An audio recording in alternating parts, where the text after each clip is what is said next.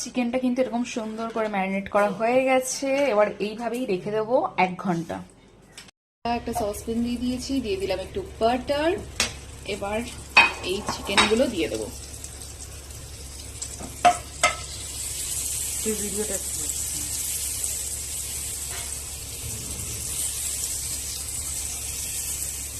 বাটারটা ভালো করে একটু প্যানের মধ্যে ঘুরিয়ে নিই, বাট যাতে পুড়ে না যায় বাটারটা।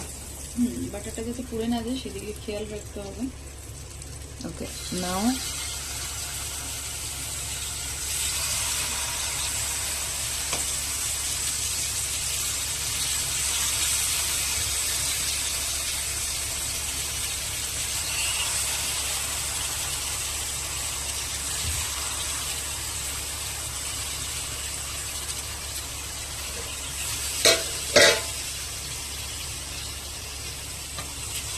সবটা একবারে হবে।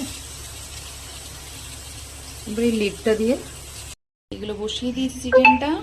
এবার এই লিডটা দিয়ে চাপা দেবো।